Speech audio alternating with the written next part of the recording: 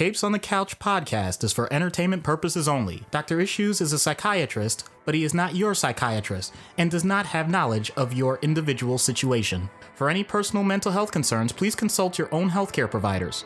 For medical emergencies, please call 911 or the designated number in your area immediately. Remember that you are not alone and help is out there.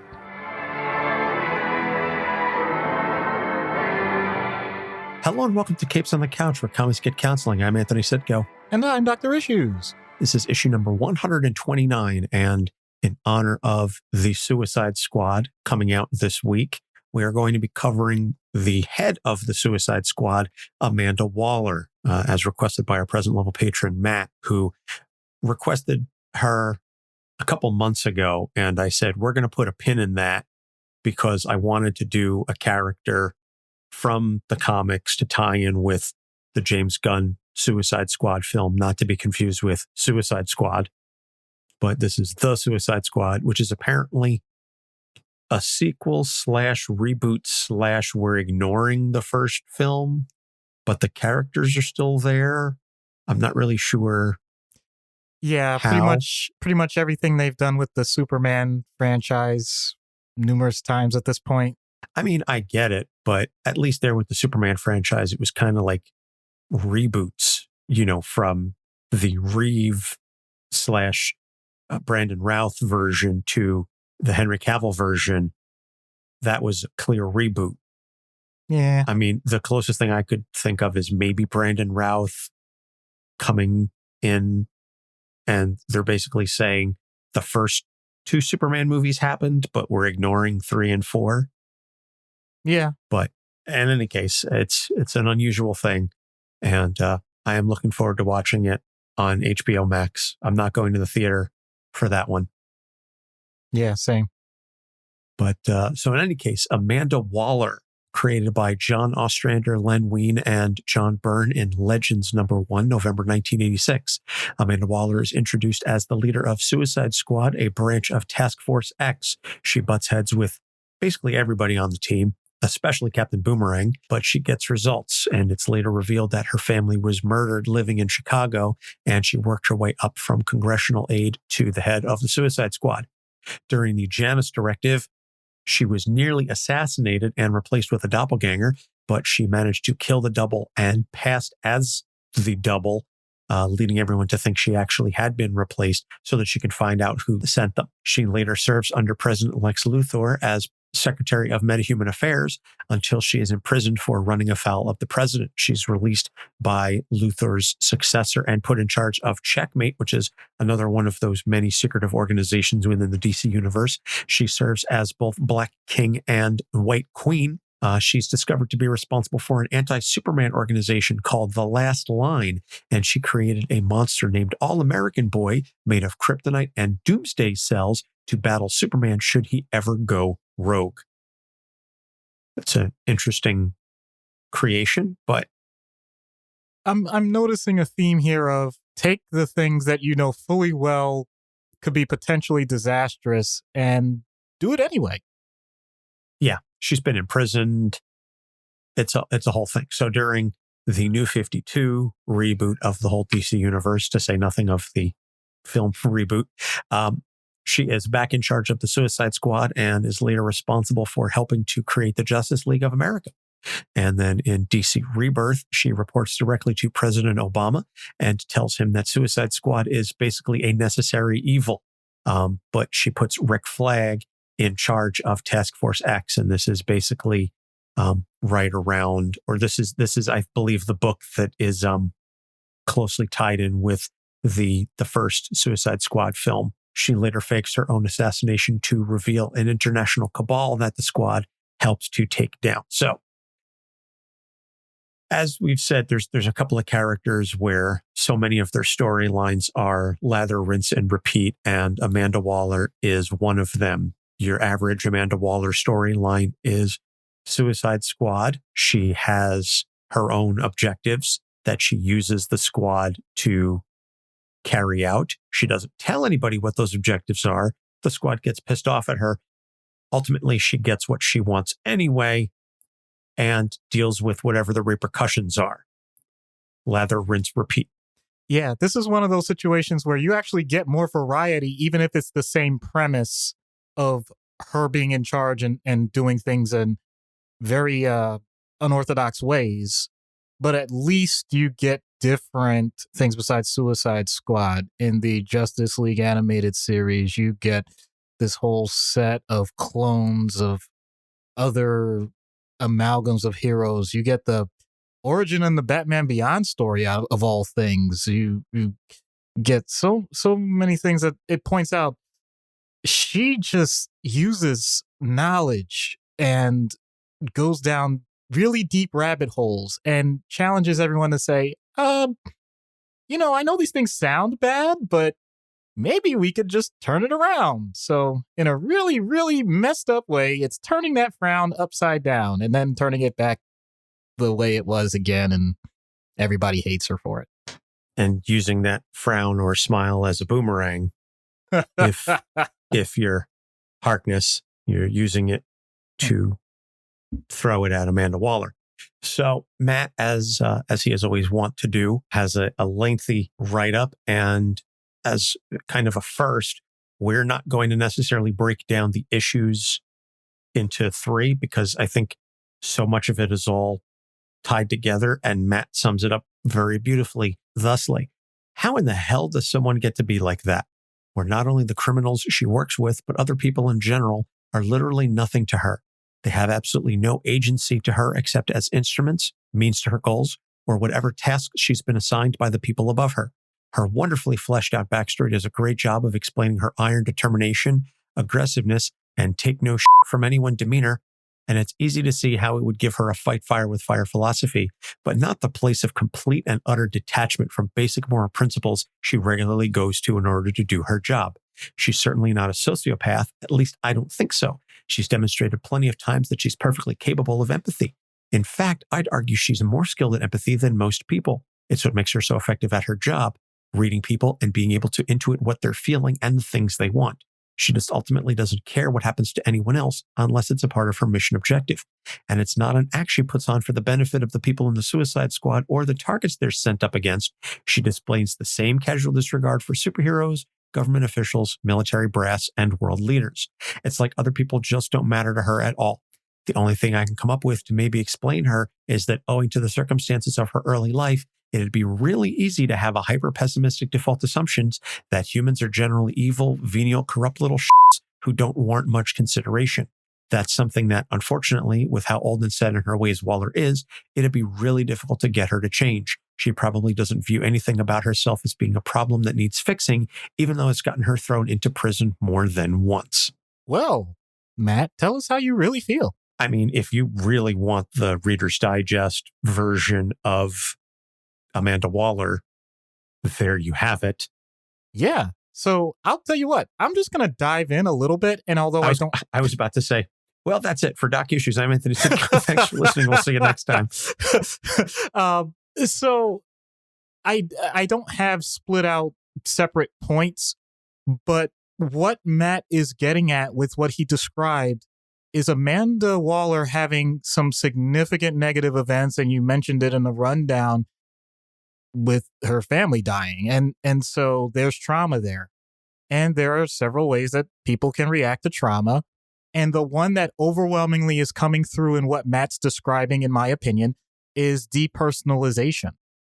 It's the idea that because you have lost that connection with the people that are closest to you through no fault of your own, then you find it incredibly difficult to reconnect with yourself, let alone those around you. And in the case of someone like Amanda Waller, she can't just, no pun intended, or pun intended if it makes you feel better, wall off parts of herself to the limit of just her emotions. She has to do it with everyone all the time. And as always, I change my tone of voice. She does it with startling efficacy. She is able to, as Matt said, use the fact that she's aware of how humans are supposed to interact with one another, and she has experienced it for herself, to still have those contacts in a way that if you didn't know what she was looking for, could actually be a positive thing. But she intentionally makes it so that you don't even come close to trying to get to like her. She will say something immediately to turn you off to her. That's intentional. Because if you do the opposite, if you're trying to ingratiate people in a nice way, it implies that you want people to get to know more about you. And you may have to reciprocate by putting in the effort to get to understand them at a level above and beyond what this particular task is. That's wasted energy for her. So from that standpoint, she now can just go through this almost like a flow chart. If this, then that. And that is incredibly efficient if you're writing code.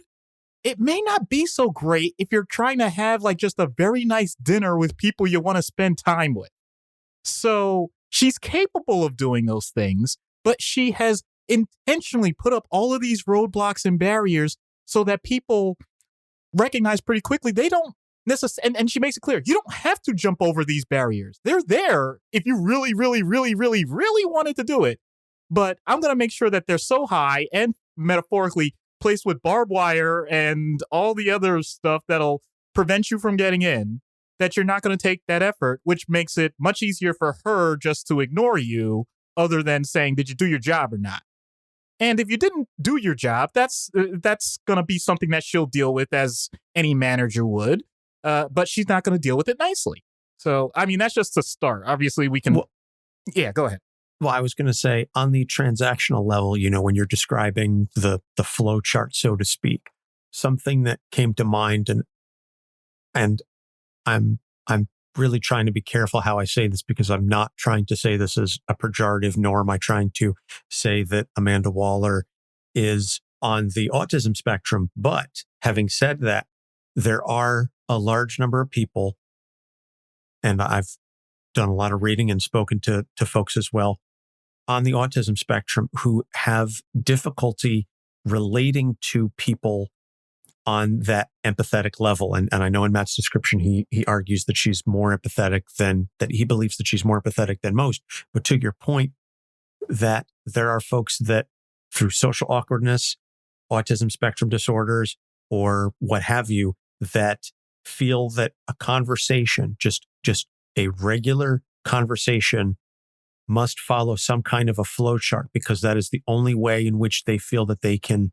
relate to or interact with regular people on a functional basis. And so when you describe the flow chart, that's where my brain went. And I thought that it was very interesting how the Amanda Waller is certainly not on the spectrum at all.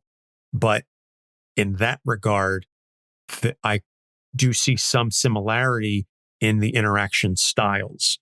Obviously, the intentions are wildly different and the results are also very different, but the methodology used is similar. And so that's something to consider. Something that I've done for the overwhelming majority of my life, and I feel I'm not entirely alone in this, is I will have a conversation with people.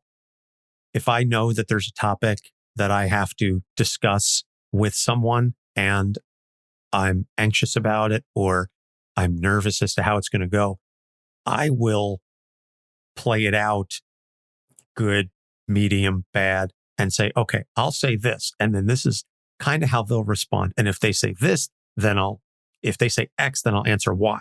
But if they say Y, then I'll answer Z and go through the points of the conversation before it's happened. So this way, when I'm actually having the conversation, I feel better prepared because it's less spontaneous and more like I'm answering a prompt, so to speak. And I feel like I'm not alone in doing that. But it's very incredibly nerve-wracking for me. And this is something that I discuss with my therapist, that I can't do that for every single conversation that I have with every single person. I don't want to. I sometimes find myself thinking about that, I have backed off of that. But for major conversations, it does still happen. And I will go through a mental flow chart of, okay, this is going great. And so this is where we're going to continue it. Or this is going just as badly as I thought it would. And these are the responses that I need, that I've already calculated in my head. And I'll just close on saying this. The comfort that I find in that is that if I have pre-considered my responses, I'm far less inclined to have a knee-jerk emotional reaction from a place of anger, frustration, or hurt and say something that I could potentially regret. So if they say something that I know is going to create a major emotional response in me, rather than lash out, which is not one of my better characteristics, I will just say, okay, they said this. Now this is my response. And it's more of a rote recitation for me than, oh, you know what? Up yours and the horse you rode in on kind of deal. So. Yeah, that's a great point. Well, great set of points. And yes, there are many people I know that have that style of pre-processing situations. I admit that is a weak point of mine. I am really far on the opposite end. I would say the majority of my experiences and interactions with people are absolutely unscripted on my end, which on one hand leads to lots of surprises and emotional spontaneity that, for the most part, I will say people, at least from what I can glean by looking at their reactions, people tend to enjoy, but has also led to me putting my foot in my mouth or me injecting way more emotion than I intend to that I didn't expect, and then having to rein it back. And then my analytical brain kicks in and starts to analyze everything after the fact as to how I screwed up. And it's almost inevitably all of that, like how I screwed everything up. And I don't even remember the positives unless the other person gives me a hint that there was something positive. If someone laughs, okay, I'm on the right track. If someone is looking at me, though, very sternly, I have no idea what it means, and I don't process that well, and I just assume it's bad. So there you go, folks. You got two guys with very different styles in that sense, because I know Anthony and I share very many things in common, but that's one where we're really on opposite ends of, not once again, not even referring to autism, just opposite ends of a certain type of social spectrum when it comes to interactions. Amanda Waller clearly falls on that pre-scripted side very heavily. And also, just, to get back to bring it to her with these things, because of course, the other part that Matt's mentioning is she does all of this, but he points out she doesn't care about people. And how is that possible? Well, I'm not even disagreeing with him. I'm going to point out that this is beyond just typical Machiavellian end justifying the means. It's the idea that there is only the end. Everything else in life is purely the means. So why do we do this subtle, nuanced song and dance when we get to the point? Either we exist or we don't. I always butcher this, so I actually have queued it up ahead of time. From the movie Seven, from the character William Somerset, that was played by Morgan Freeman. Ernest Hemingway once wrote, "The world is a fine place and worth fighting for." I agree with the second part. So to go back to that trauma, the idea that she's experienced the fact that so many bad things have happened, as Matt said. Forget the pretense as to whether or not why people do what they do, if there's violence, if there's so much negativity in the world and all that stuff. We need to survive. And if you're telling me that people are doing things where our survival is at stake, then you just make sure that end point happens. And so what I think Amanda finds so frustrating in dealing, especially with people that are higher up than her, is why are you pigeonholing our strategies and our systems? Just do whatever works at the end. And, don't worry about if it's considered the right way. So from that standpoint, who cares if you don't like your boss or your neighbor or your or someone that in theory could be a friend, but you walled yourself off, once again, pun or no pun, that you don't even care about them like as an individual person, but it's like, hey, guess what? 10 years from now, 20 years from now, a century from now, a millennia from now, humans are still going to exist because of the actions I took. That's it. That's all it comes down to. And when she has interactions sometimes when people ask her, why is she doing this? She's very, very clear about that. Like, well, you want me to do it your way? You've been in charge before me. You failed. If you're going to let me do my thing, you trust me to do this, then guess what? You're putting 100% trust. You're not even giving anything else another thought. This is a situation where it's not whether or not plan A or plan B works or whatever. It's plan A, B, C, D all together and all effort all the time. It's you can't have an Amanda Waller possibility.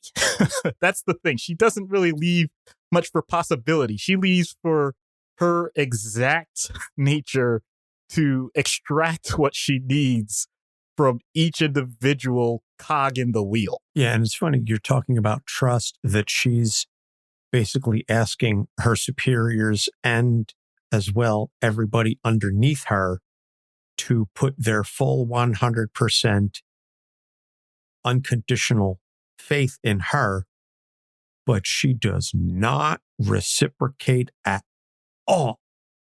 Not in the least, regardless of who it is. She is DTA. She is stone cold. Don't trust anybody. Yeah. Yeah. And it's gotten her burned repeatedly. Oh, and yeah. Yet she sticks to it. Yeah.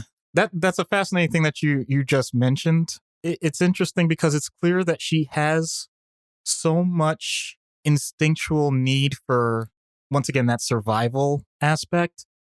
And yet, I really do think this. I think her point is, if the consequence is anything short of death, then so be it. So that doesn't scare her. Prison doesn't scare her. Demotions don't scare her. Torture doesn't scare her. But not being the most important factor at any time scares her. The idea of, I'm not just talking about the fact that she is never president, but she's close enough to the president that she knows that she'll be okay. There's a lot of insecurity the second that she feels like she's not in charge of something, and something major. She's always willing to give that micrometer of saying, okay, I'm not the person, but I'm the person under the person. That's good enough.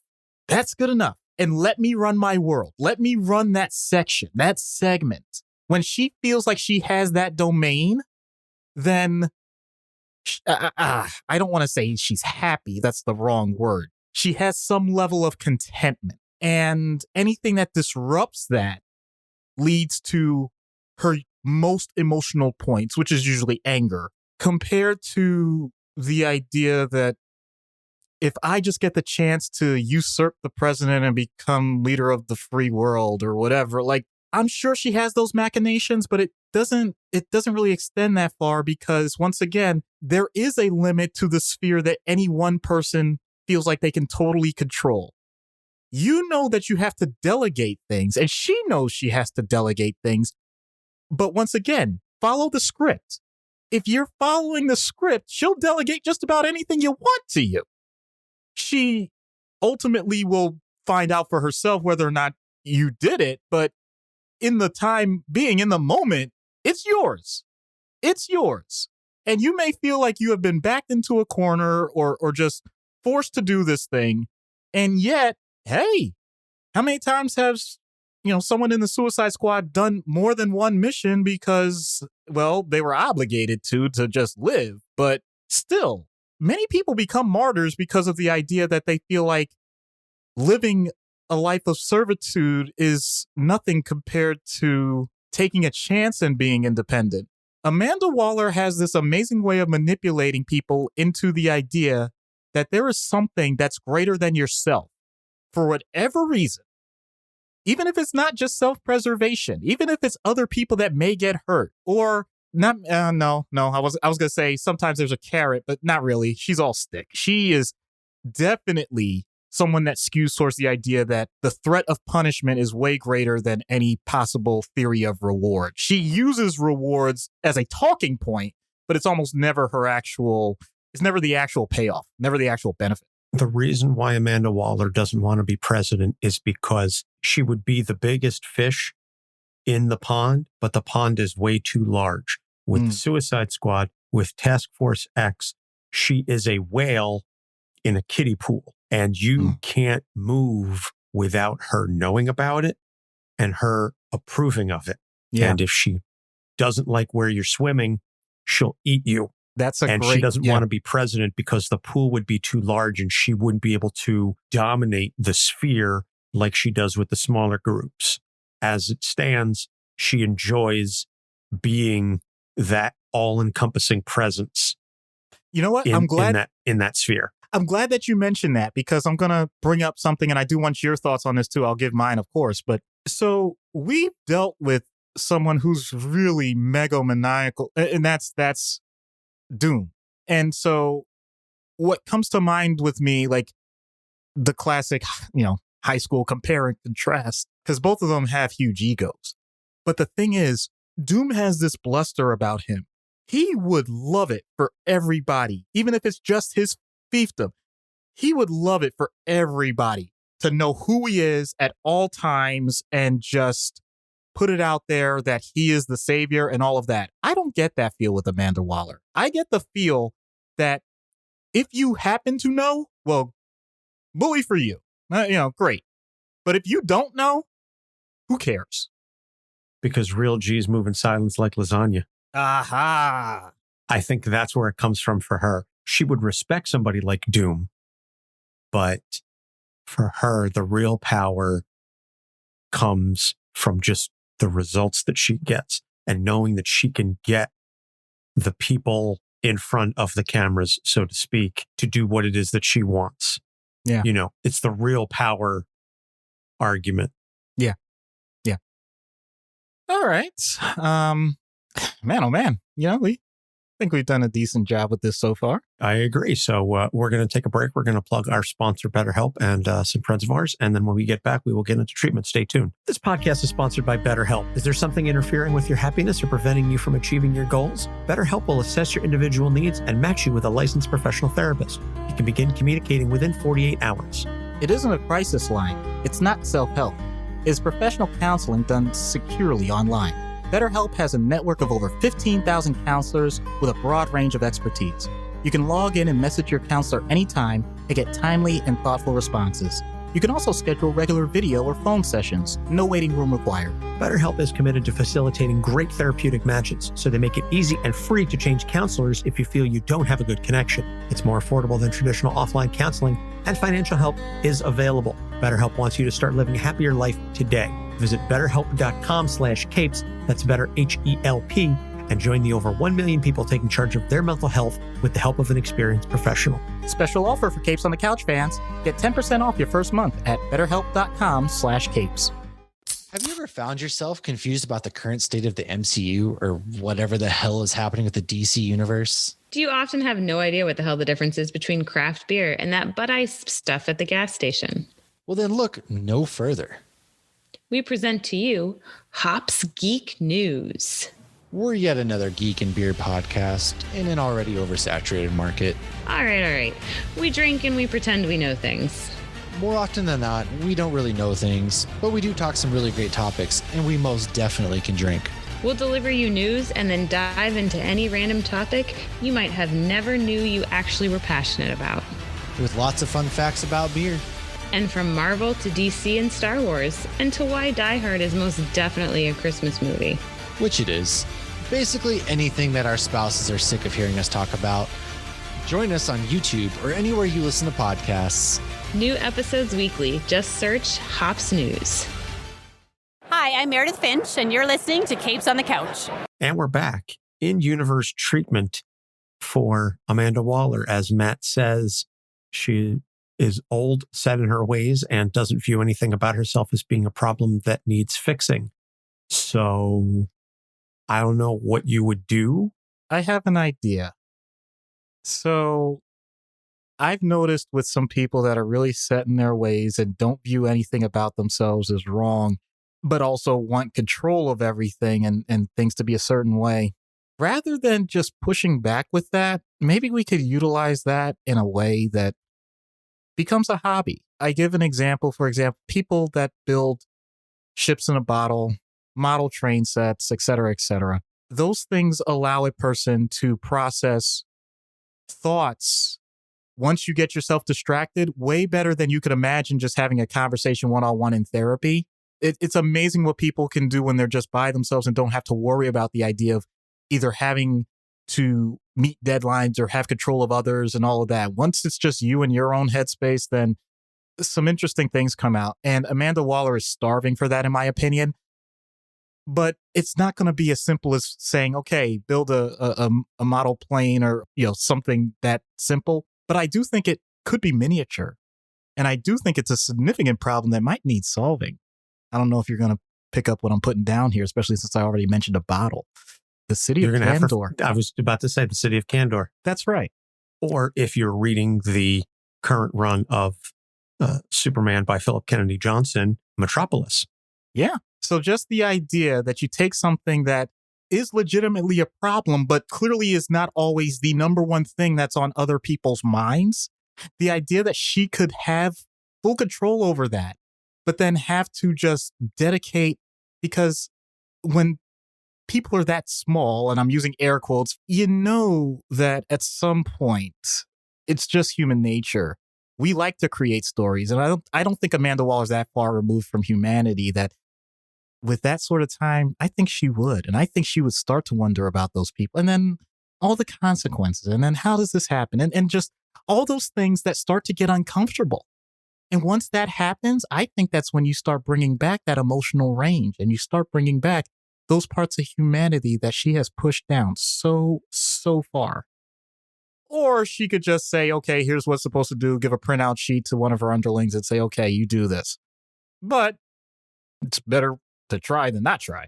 Do or do not. There is no try. I knew you were going to say it. I couldn't help it.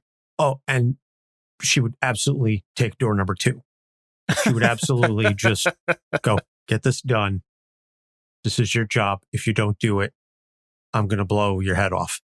Having said that, and this is something that I didn't mention in the first part of the episode, nor in the background, but I read some Suicide Squad. I read different parts of different runs throughout the years because I didn't have the time to get into a deep dive on every single Suicide Squad run, nor every Amanda Waller-centric story. But the interesting thing I noted is that she wasn't always a complete emotionally distant individual. In the very early Suicide Squad, it's like the second or third issue, she does really apologize to Rick Flag for what he deemed was her pushing things too far for the squad on the missions. And I was like, this doesn't track with current Amanda Waller. But I think it was, they had established the overwhelming majority of the core of the character, but they were still retaining some semblance of humanity if pushed to the edges,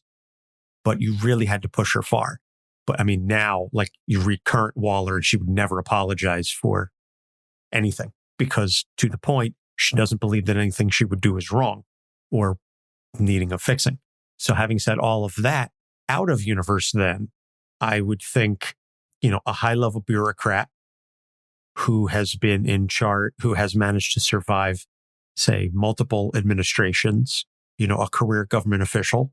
And as someone who works in state government, I know several of them. And Matt, as a poli-sci person and former government employee, I'm sure he's got more than a few examples in his brain. But just somebody who thinks that they're above reproach and that they are in control of, as you said earlier, their little fiefdom. And then as long as everything happens the way that they want it, they don't really care about anything else. That there is no world outside of that. And so it's egomania concentrated in a very specific area. Yeah, and I could even niche it down to people that are incredibly controlling of their family lives. A good example of that, I think, would be if anybody's seen the movies and Meet the Parents, Meet the Fockers. When someone runs a ship that tight, it can really start to stifle the people around them, and they can start to resent them for it. And there are other examples in walks of life where you'll see that. And the idea that at some point, and this is the part that gets a little tricky, having that person recognize that at some point, you're going to burn out on this. If you do this, you're guaranteeing that everything you built up dies with you. And I don't just mean the idea that when you die, it's gone. It's when you don't have the exact energy, or someone who has a different plan with more ability to start to demonstrate what they want to do to other people in a way that's now either with modern times or just an innovation that now is starting to get more recognition than you would have anticipated, then they're going to eat your lunch. You're not going to be able to withstand that, because nobody can hold something indefinitely, or at least it's very unlikely. So just recognizing that there's nothing wrong with wanting a legacy. There's nothing wrong with wanting things to stay in a healthy environment for yourself, especially when you feel like that is giving your life a sense of purpose. It's just adapting it and making sure that that person understands just because something isn't the way it was before doesn't mean you've lost your influence. It means that you now have an opportunity to show how important you are in a different way. So would you rather be the person that's known as the legacy track on a song where people get that underground beat and they're like, man, I'm glad that he sampled that, as opposed to the person that says, don't ever use my stuff, and generations actually lose what you did because you decided that you needed to own the rights to everything and never let anybody sample, never let anybody produce anything else with your beats and everything else. And because of your attitude, everyone just puts you on the shelf because they never wanted to even interact with you or deal with you. I know I'm using music references here because that's what I like, but I mean, this is true for anybody in any industry, or just the fact that your own family, if they now are independent, the way you handled your children, they may say to themselves, you know what? Thanks a lot. I'm glad that, you gave me the background to do what I did in life. And now I'm going my own path and I don't ever have to deal with you ever again. Is that really what you want? Like just having the person recognize that it doesn't have to be that way, and trying to help them navigate interpersonally what these types of interactions are. If you always had a flowchart for everything, that's fine. But how about this? How about we remove one or two steps from that flowchart and see how you handle emotionally that spontaneity that happens? Who knows? It's going to lead to a lot of anxiety. It may lead to other emotions that you haven't experienced before, but there's also the chance that it can lead to some very happy moments, some smiling, laughing, or just totally like freaked out moments that later on you say, I didn't die from that experience. And I know that sounds exaggerating, but it's not. In the moment, you feel like your life is going to end or like everything around you is going to collapse. And when it doesn't, that feedback that you get that you didn't plan for, that can be very telling. And having someone help you process that really, really can be the meat of any interaction, of any encounter that you have with a therapist. Because the idea of scripting everything along is great for making sure you get a certain outcome.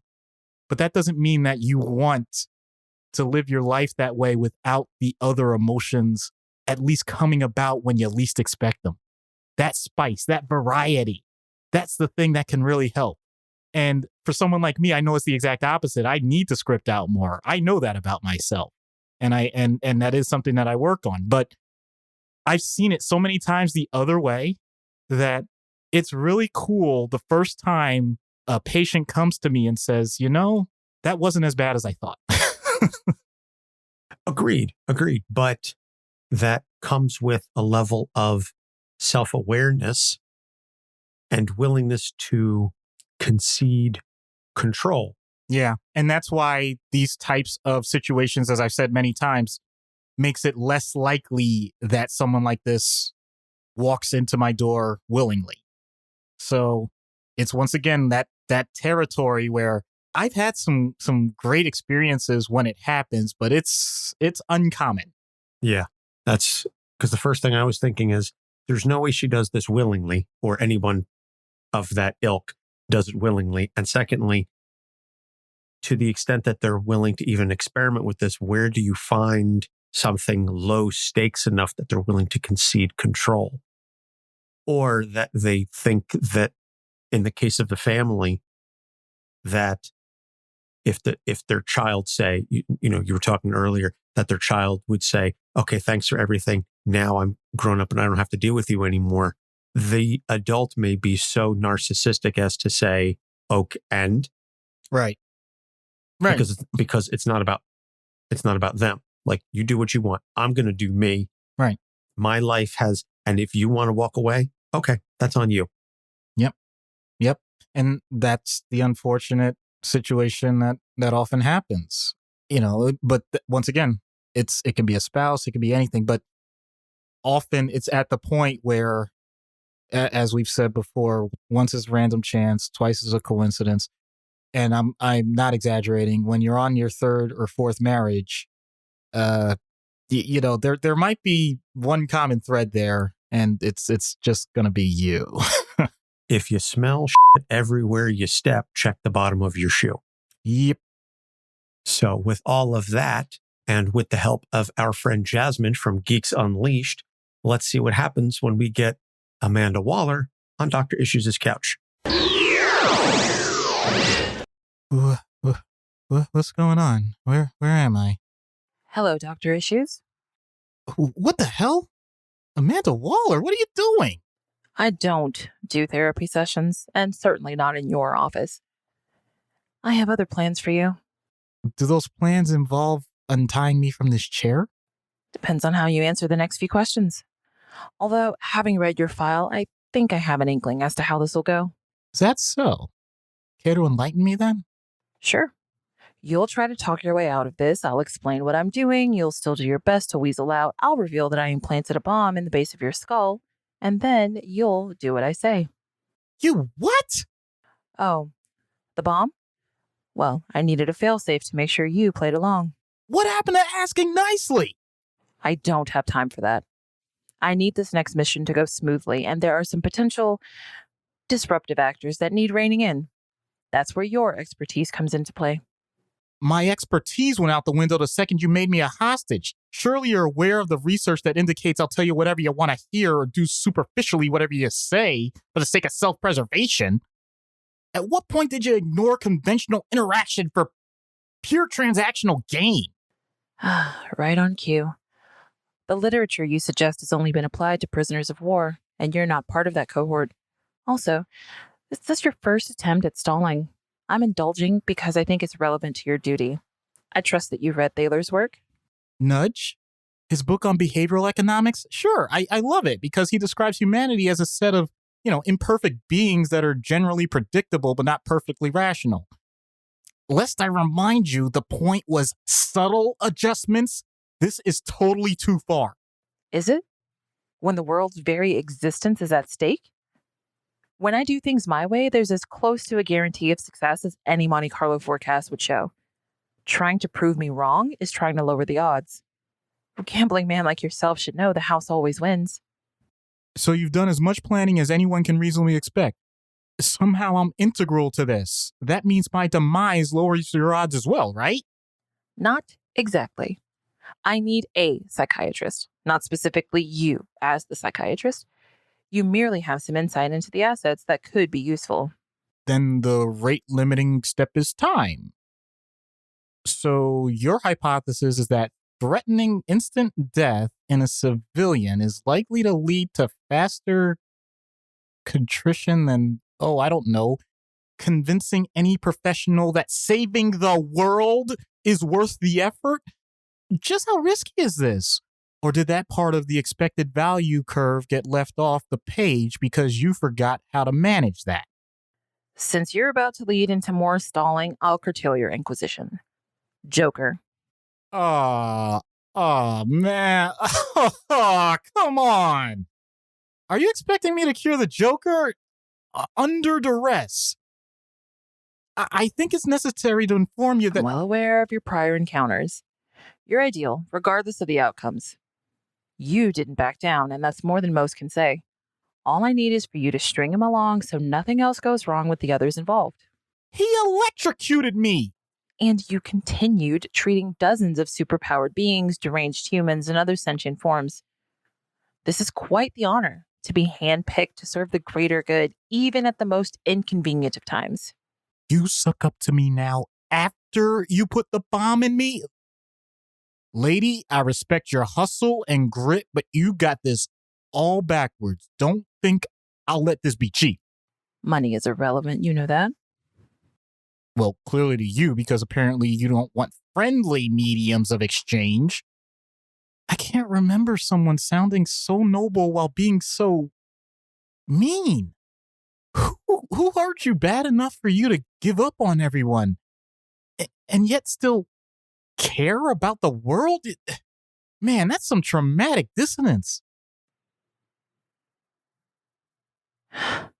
You're really trying to be the therapist right now. After all the warnings? This is getting long, Doctor. Or would you rather I called you our... Please! I do all this because I want to help. Truly. I'm going to be honest. Anything I try with you or the Joker at this point is beyond what I'm comfortable with as a professional. I meant what I said earlier. I just want this to stop. I hope you save the world. I also hope that you find the emotional center that you lost when your family died. And that's the line. Shame. I wasn't sure if he'd try to make it personal. That was pointless. What now? Harvey Dent, automated legal team. Why? Private settlement based on medical alert on behalf of Dr. Issues? Insurance review for physical and mental health damages by an unknown organization. Discovery hearing with local, state, and federal committees. Justice League video chat. I don't have time for this. It's Waller. We're going to need 4 neurosurgeons and an ortho spine surgeon here immediately. No, we don't need more bombs. Not yet, anyway. We'll go on hiatus for that for a little while. And we're back. Are you okay? So the beauty of anesthesia for procedures is that you don't remember a thing. So I don't know what happened with the bomb when it was in me. And as far as I can tell, the bomb is somehow gone. And there's a whole lot of time in between. So I guess I'm okay. Yeah, speaking of whole, your skull looks a little off. Well, the good news is that I still have a lot of hair to cover things up. So, except for like this large scarred part, but you know. I would loan you some of mine, but I don't have anything to give.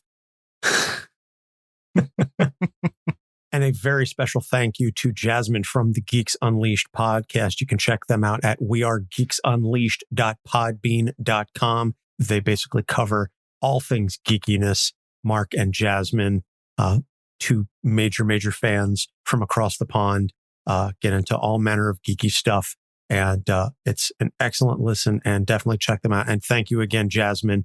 We really appreciate you taking the time to play The Wall for us. So recommended reading is the early Suicide Squad runs and also the Rebirth run. I think those are 2 of the better suited instances of Waller's character and a good feel for her characterization.